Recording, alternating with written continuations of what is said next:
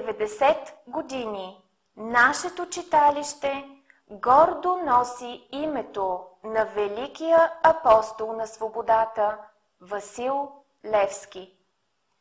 Тачи традициите, съхранява духа, опазва ценностите и идеалите си.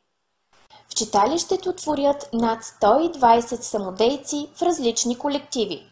Мъжка, женска и детска певческа група, колектив за изворен фолклор, детски и младежки танцов състав и кукерска група. През годините колективите участват в много фестивали и карнавали в страната. Карнавалите в Перник, Ямбол, Варна, Широка лъка, Симитли, Стара Загора, Елхово, националните събори в Копривщица, Рожен, Хисаря и Дорково. Над 20 пъти съставите са представили България в международни карнавали и фестивали. Показвали са българската култура и традиции в Сърбия, Турция, Черна гора, Полша, Словакия, Франция, Португалия и Швейцария. Кукерският състав е удостоен с почетен знак от ЮНЕСКО като пазител на българските традиции. Библиотеката разполага с над 5000 тома детска и художествена литература. Тук хората могат да използват безплатен интернет. Библиотеката е оборудвана с 3 компютъра и проектор, доставени от фондация Глобални библиотеки.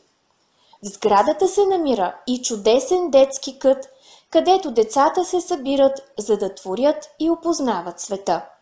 Разполагаме също с зала за провеждане на културни и обществени мероприятия. Намираме се в алеята на родовете, единствената по рода си алея в България. По нея има табла, на които са изработени пана с над 50 родословни дървета на климентски родове. Някои от тях успяхме да проследим до 300 години назад във времето. Днес всички ние, жителите на Климент, с любопитство и гордост търсим тук имената на предците си, хората, които създадоха и съхраниха нашето село. Музея на село Климент. Тук можете да видите галерията с картини на местния художник Петър Николов, изобразяващи сцени от живота на селото ни.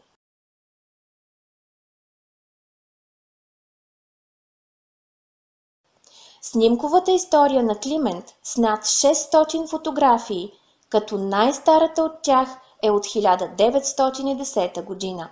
Има обособен битов кът с различни старинни предмети и сечива, ползвани от нашите баби и дядовци. В раклите съхраняваме пъстрите носии на дедите ни, изработени от сръчните ръце на клименци.